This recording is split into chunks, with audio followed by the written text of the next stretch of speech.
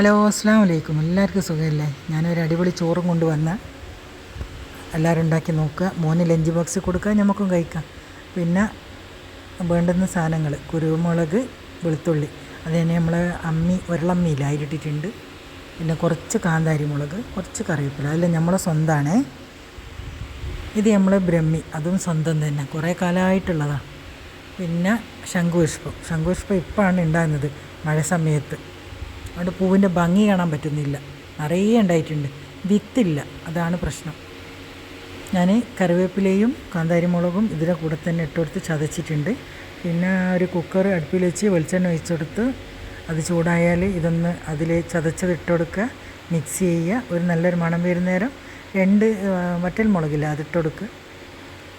പിന്നെ 2 ഇടത്തരം വലുപ്പമുള്ള 2 തക്കാളി കട്ട് ചെയ്തിട്ട് അത് ഇട്ട് കൊടുക്കുക.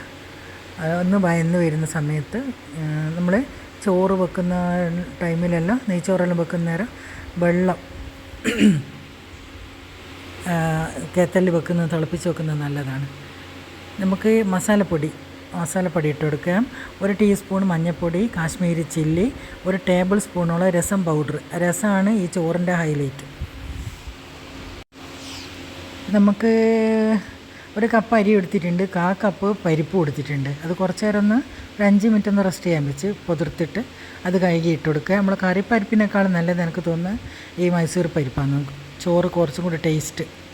അതിന് മിക്സ് ചെയ്ത് കൊടുക്കുക. എന്നിട്ട് പാകത്തിന് ഉപ്പിട്ട് കൊടുക്കുക.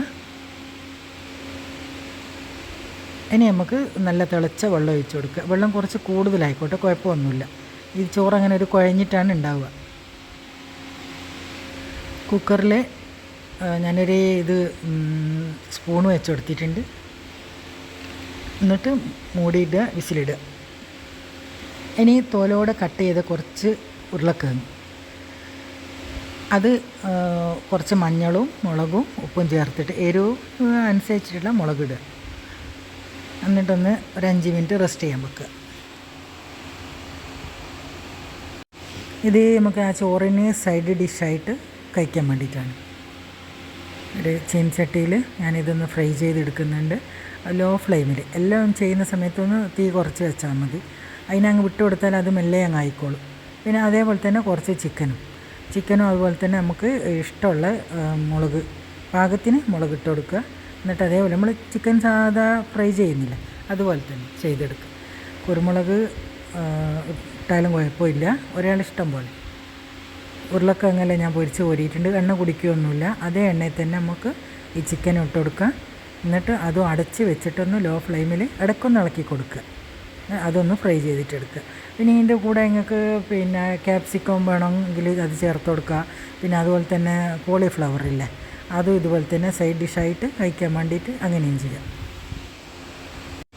ചോറിലേക്ക് ഇടാൻ വേണ്ടിയിട്ട് ഒരു ക്യാരറ്റും അതുപോലെ തന്നെ കക്കിരി അതിൻ്റെ കുരു ഒഴിവാക്കിയിട്ട് മേലെ നിന്ന് മാത്രം ഒന്ന് ഉരച്ചെടുക്കുക. അത് നമുക്ക് ചോറിൽ ചേർത്ത് കൊടുക്കാനാണ്. നമ്മൾ ചിക്കനും ഇവിടെ ഏകദേശം റെഡിയായി വന്നിട്ടുണ്ട്. അതൊന്ന് പൊരിച്ച് കോരി മാറ്റി വെക്കുക.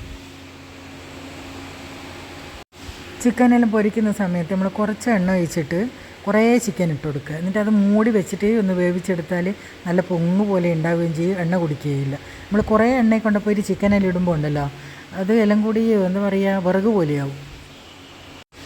ഇത് നമ്മളൊരു ബാംഗ്ലൂർ അവിടെ ഹോട്ടലിലുള്ളൊരു ചോറുണ്ടാക്കുന്നതാണ്. ഇവർക്ക് മെയിൻ പിന്നെ മല്ലിച്ചപ്പ് കുറേ വേണം. പിന്നെ നമ്മൾ ഈ പാകമായ ചോറുണ്ടല്ലോ, ചോറ് വെന്ത് റെഡിയായി, അതിലേക്ക് കുറച്ച് ഒരു 1/4 ഗ്ലാസ്സിൽ പുളി പിഴിഞ്ഞിട്ട് അത് ഒഴിച്ച് കൊടുക്കുക. എന്നിട്ട് മിക്സ് ചെയ്തിട്ടെടുക്കുക. പിന്നെ അതുപോലെ തന്നെ ആ സമയത്ത് തന്നെ നമുക്ക് ഈ കക്കിരിയും ക്യാരറ്റും അതും ചേർത്ത് കൊടുക്കുക. നമ്മളെ ചോറ് ഇവിടെ റെഡി ആയിട്ടുണ്ട്. ഇനി നമുക്കതൊരു സേവിങ് ഡിഷിലേക്ക് മാറ്റി കൊടുക്കാം. ചോറ് റെസിപ്പി എല്ലാവർക്കും ഇഷ്ടമായി വിചാരിക്കുന്നു. വീഡിയോ ഇഷ്ടമായി ലൈക്ക് ചെയ്യുക, ഷെയർ ചെയ്യുക. അതുപോലെ തന്നെ എൻ്റെ ചാനൽ ആദ്യമായിട്ട് കാണുന്നെങ്കിൽ സബ്സ്ക്രൈബ് ചെയ്യാൻ മറക്കരുത്. Bye, thank U.